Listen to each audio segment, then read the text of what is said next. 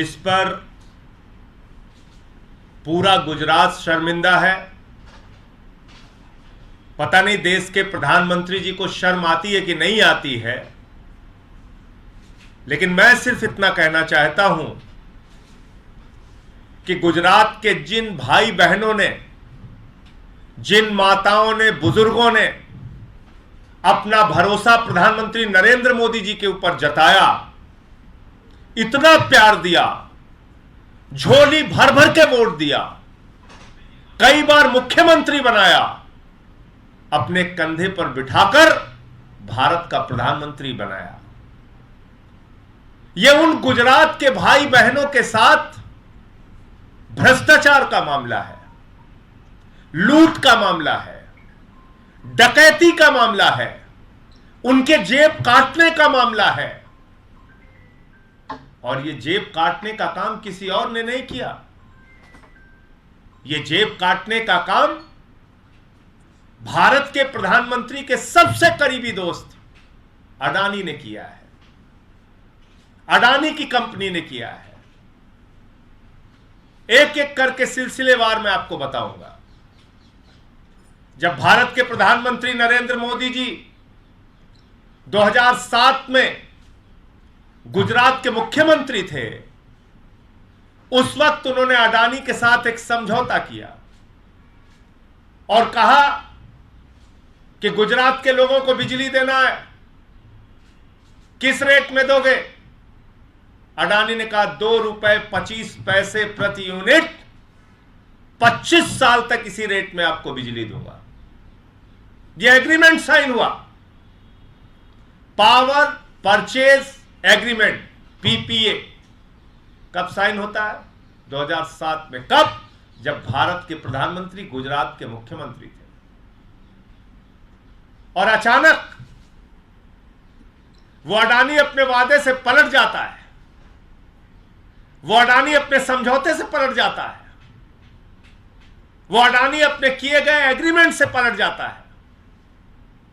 2018 में गुजरात की सरकार के साथ एक एग्रीमेंट साइन करता है कि साहब हमको कोयला बहुत महंगा खरीदना पड़ रहा है, कोयले का दाम बड़ा महंगा हो गया है, दुनिया के तमाम देशों से हमें कोयला मंगाना है, और जब हम महंगा कोयला मंगाएंगे तो बिजली महंगी होगी, इसलिए आपको महंगे दाम हमको देने पड़ेंगे। गुजरात की सरकार ने कहा जी हुजूर, क्यों, हमारी तो हिम्मत ही नहीं है, आप मोदी जी के दोस्त हैं, हम कैसे मना कर सकते हैं, बिल्कुल देंगे आपको। लेकिन कुछ बातें उसमें लिख दी उन्होंने। एक कंपनी है आर्गस ग्लोबल कंपनी। जो आर्गस ग्लोबल कंपनी है वो ये बताती है कि दुनिया में किस देश में कोयले का क्या दाम है। पहली बात, अडानी को विदेश से कोयला खरीदने की जरूरत क्या है? भारत तो कोयले के उत्पादन के मामले में सरप्लस कंट्री है। भारत तो पिछले साल का आंकड़ा आप उठा के देखेंगे तो 30% कोयले का उत्पादन भारत में बढ़ा है। भारत में जो कोयला खरीदा जाता है वो 2000-3000 रुपए टन राज्य सरकारों को मिलता है। तो आपने भारत से कोयला नहीं खरीदकर यह कहा कि साहब हमें इंडोनेशिया से कोयला खरीदना है और फला देश से खरीदना है और ढेमका देश से खरीदना है। लेकिन उस चिट्ठी में एक शर्त लिखी गई और यह कहा गया कि जो भी कोयले का रेट निर्धारण होगा वो आर्गस ग्लोबल कंपनी के द्वारा जो रेट बताया जाएगा दुनिया के देशों में कोयले का, उसके हिसाब से आपको पेमेंट किया जाएगा। यह समझौता तय किया गुजरात की सरकार और अडानी ने मिलकर, और पेमेंट होता रहा। हैरान होंगे आप सुन के, 2018 से 2023 तक पेमेंट होता रहा। अडानी ने कहा इतने में कोयला खरीदा, बोले जी हुजूर लीजिए पैसा, बोले इतने में खरीदा, बोले लीजिए हुजूर पैसा लीजिए, बोले इतने करोड़ में खरीदा, बोले लो पैसा लो। 13,802 करोड़ रुपए गुजरातियों के जेब से निकालकर अडानी की जेब में भर दिया गया। जो भी अनाप शनाप रेट बताया। हैरान करने वाली बात है कि इतनी शक्तिशाली गुजरात की सरकार, एक गुजरात के मॉडल की बात करने वाली गुजरात की सरकार, कोई अडानी की कंपनी वाला जाके कहता है हम इतने करोड़ में कोयला खरीद रहे हैं, सरकार मान जाती है। वो आर्गस कंपनी के ग्लोबल रेट से वेरीफाई नहीं करती, वो जांच नहीं करती कि आर्गस का क्या रेट था, क्या बता रहा था वो उस वक्त की इंडोनेशिया में कितने का कोयला था। कोई वेरिफिकेशन नहीं, कोई जांच नहीं। अडानी ने बिल बना के दिया, पेमेंट हो गया। फिर आपको याद है हिंडनबर्ग की रिपोर्ट आ गई। हिंडनबर्ग की रिपोर्ट ने बताया इतना भ्रष्टाचार हुआ है, इतना भ्रष्टाचार हुआ है, इतनी लूट हुई है, अडानी ने इतना भ्रष्टाचार किया है। सुप्रीम कोर्ट में मामला पहुंच गया।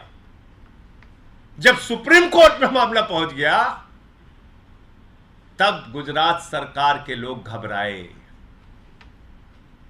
तब उनको लगा रहे तो गड़बड़ हो जाएगा, अडानी के साथ हमको भी जेल जाना पड़ेगा, अडानी के साथ हम भी फंस जाएंगे। तो उन्होंने 15 मई 2023 को एक चिट्ठी लिखी। वो चिट्ठी आपके सामने में दे रहा हूं।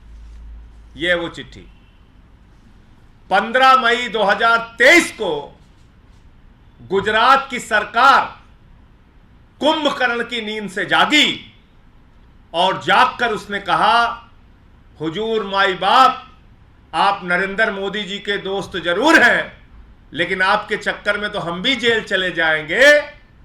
आपने तो जहां जहां से जितने में कोयला खरीदा उसका कोई प्रमाण नहीं दिया, उसके कोई कागजात नहीं दिए, उसके कोई बिल नहीं दिए। और जब आप इंडोनेशिया से महंगा कोयला बता रहे हैं, उस वक्त तो इंडोनेशिया में कोयले का दाम सस्ता था। यानी कि फ्रॉड करके, भ्रष्टाचार करके, झूठ बोल के ये पेमेंट लिया गया। और कितने का लिया गया मैं नहीं कह रहा हूं।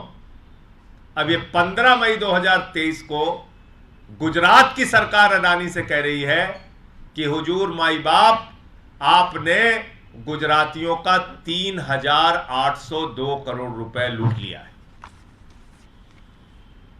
3,802 करोड़ रुपए जेब काट लिए हैं गुजरात के लोगों के। ये पैसा वापस कीजिए।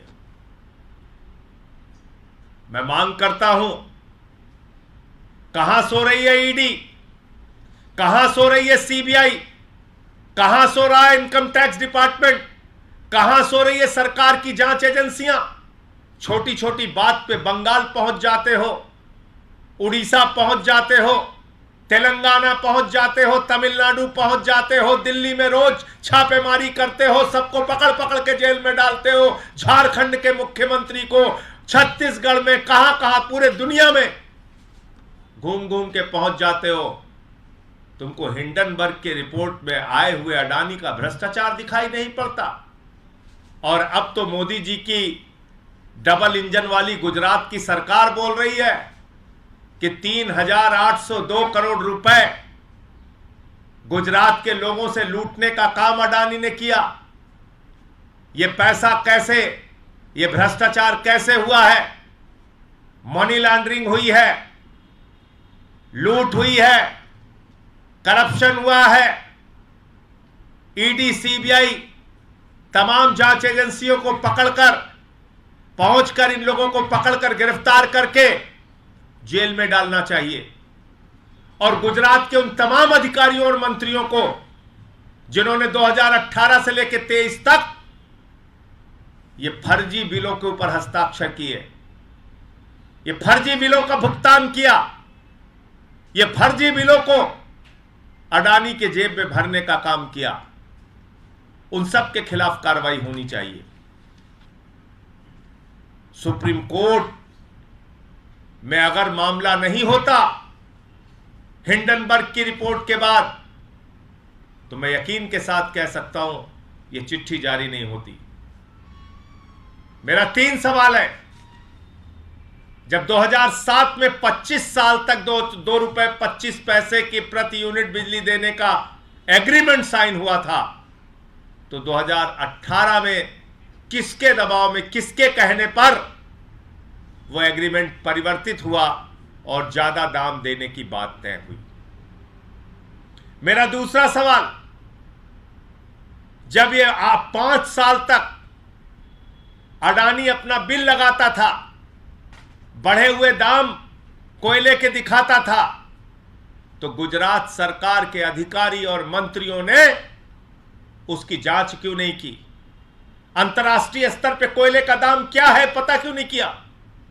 10वीं क्लास के बच्चे को अगर आप कह दीजिए कि भारत में कोयले का दाम क्या चल रहा है, वेबसाइट पे जाएगा, अभी बता देगा आपको। 10वीं क्लास के बच्चे से पूछ लीजिए इंडोनेशिया में इस वक्त कोयले का दाम क्या है, वेबसाइट पे जाएगा, अभी आपको बता देगा। ऑस्ट्रेलिया में कोयले का दाम क्या है, वेबसाइट पे जाएगा, अभी आपको बता देगा। गुजरात की इतनी शक्तिशाली सरकार, अडानी कोई भी रेट लिखकर देता रहा और वो मानते रहे और पेमेंट करते रहे। ये किस प्रकार का भ्रष्टाचार है? ये किस प्रकार की लूट है? ये किस प्रकार की डकैती डाली गई है गुजरात के अंदर? तो इसलिए मेरा तीसरा प्रश्न है कि अब तक इस मामले में खामोशी क्यों थी, चुप्पी क्यों साधे हुए थी सरकार? और ED, CBI, income tax department जो हर बात पे फर्जी तरीके से भी मामला बनाकर लोगों को गिरफ्तार करने की होड़ में लगी रहती है, ऐसे मसलों पर आंख पर पट्टी बांधकर धृतराष्ट्र क्यों बनी हुई थी? इसका जवाब सरकार को देना चाहिए। ये पूरा प्रकरण गुजरात से संबंधित है और आपको याद दिला दूं कि वही अडानी है, जब बिजली की क्राइसिस हुई गुजरात में, तो उस वक्त ज्यादा पैसे में दूसरे राज्यों को भी बिजली बेच रहा था। यानी गुजरात के एग्रीमेंट का भी वायलेशन किया इसने, उस पर भी कोई कार्रवाई नहीं हुई। तमिलनाडु में भी ऐसा भ्रष्टाचार इसने किया था, उसके बारे में थोड़ी जानकारी आपको रीना जी देंगी और उसके बाद आपके जो भी सवाल होंगे आप पूछ सकते हैं।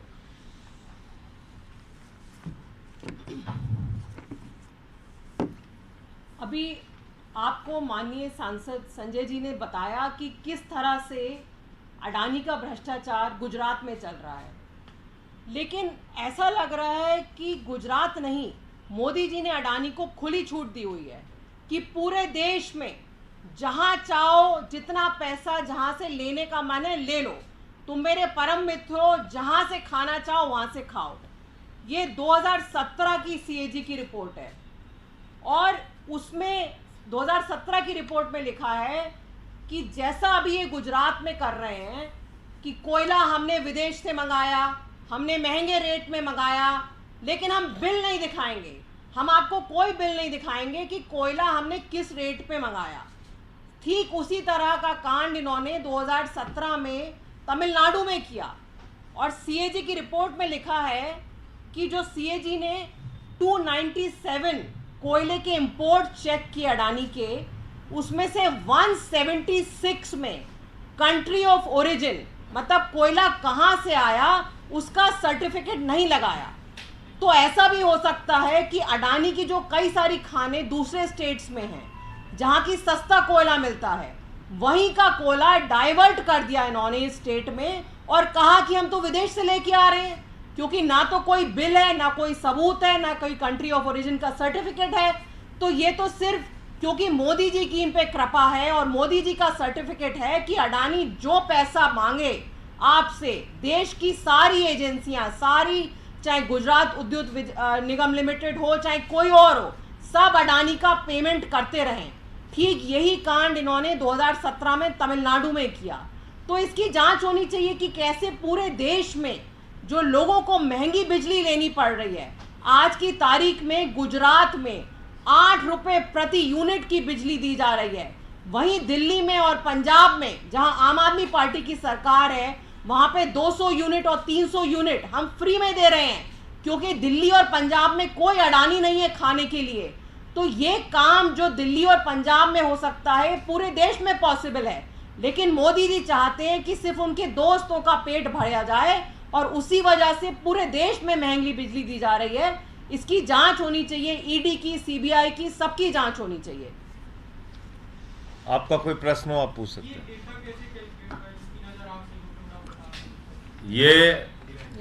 ये इनकी चिट्ठी है गुजरात के सरकार की, और ये गुजरात सरकार की चिट्ठी में साफ तौर पे लिखा हुआ है कि आप ये गुजरात ऊर्जा विकास निगम लिमिटेड, ये इसकी चिट्ठी है। और कब लिखा इन्होंने, तारीख बिल्कुल ध्यान से सुनिएगा, 15 मई 2023 को, जब सुप्रीम कोर्ट में कार्रवाई चल रही है अडानी के खिलाफ, सेबी जांच करने के लिए कहा गया है, सेबी जांच कर रही है। जब लगा कि हम तो डूबेंगे सनम, तुमको भी लेके डूबेंगे, जब लगा अडानी तो जाएगा ही, इसके साथ साथ हम भी फंस जाएंगे, तो 5 साल तक तो लूट करते रहे। लेकिन जब सुप्रीम कोर्ट में मामला गया, तब इन्होंने ये चिट्ठी लिखी कि भैया 3,802 करोड़ रुपए आपने हमसे ज्यादा वसूल लिया है और इसको वापस करिए हमारा। 5 साल तक नहीं चेक किया, 5 साल तक ये नहीं जानने की कोशिश की कि ये कोयला कितने दाम में आ रहा है, जो कि 10वीं का बच्चा भी अगर कोई लगा देती गुजरात की सरकार की, बेटा जरा पता करके बताओ कोयले का रेट इंडोनेशिया में क्या है या भारत में क्या है, तो बड़े आराम से पता चल जाता।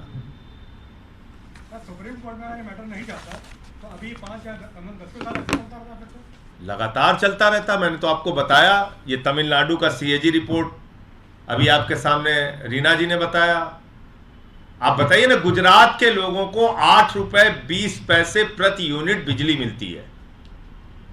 दिल्ली में हम 0 बिजली का बिल देते हैं, पंजाब में हम 0 बिजली का बिल देते हैं, क्योंकि हम कोई करप्शन नहीं करते, भ्रष्टाचार नहीं करते। और वहां बिजली 8 रुपए 20 पैसे प्रति यूनिट दी जा रही, वो तो अलग बात है। जो दाम लिया जा रहा है उसके पीछे भी एक करप्शन है। ये कह के कहा जा रहा है कि साहब हम बाहर से महंगा कोयला मंगा रहे हैं, इसलिए आप हमको ज्यादा दाम दीजिए, भले ही हमने 2 रुपए 25 पैसे का एग्रीमेंट किया है सरकार से। यह अलग तरह का भ्रष्टाचार है। जब आपने 2007 में 25 वर्षों के लिए 2 रुपए 25 पैसे में बिजली देने का एग्रीमेंट साइन किया है, तो 2018 में गुजरात की सरकार ने कैसे कह दिया कि साहब ठीक है आप महंगा कोयला लाइए, हम आपको महंगा दाम देंगे। अच्छा, 5 साल तक आप पेमेंट करते रहे, 4,000 करोड़ रुपए आपने निकाल के दे दिया है, तो पकड़ में आया है क्योंकि कोई रास्ता नहीं था। और ये पकड़ में कैसे आया? जब उन्होंने मामला देखा कि फंस रहे हैं, पुराने रेट देखे, आर्गस का इंडेक्स चेक किया, तो पता चला कि साहब जब इंडोनेशिया से इनका कोयला बताया जा रहा है कि ये इंडोनेशिया से कोयला लेके आए, उस वक्त तो इंडोनेशिया में दाम सस्ता था, इन्होंने महंगा दिखाया। तो भागने का कोई रास्ता था नहीं। अडानी से जुड़े मामलों में आपने पहले भी कंप्लेंट किया कि इस मामले को लेकर भी आप जाएंगे? इस पे भी कंप्लेंट करेंगे, इस उम्मीद के साथ कि ईडी और सीबीआई कोई कार्रवाई नहीं करेगी, फिर भी कंप्लेंट करेंगे। संजय जी, ममता बनर्जी ने आज कहा है, फिर भी कंप्लेंट करेंगे। देखिए 2014 के बाद इस देश में मोदी वॉशिंग पाउडर आया है, तो उस वॉशिंग पाउडर का एक ही मकसद है, जो भ्रष्टाचारी मोदी जी से जुड़ा है उसको साफ सुथरा करके राजा हरिश्चंद्र बनाना, और जो किसी विपक्ष की पार्टी में है वो अगर अपने घर से सुबह निकलता है और रास्ते में कहाँ नाश्ता कर रहा है, कहाँ खाना खा रहा है, कहाँ मूवी देखा, उसकी सब की जांच हो जाएगी। कितना पेट्रोल इस्तेमाल किया, कितना डीजल इस्तेमाल किया, तो उसकी सब की जांच हो जाएगी, वो जेल चला जाएगा। इसके भुगतान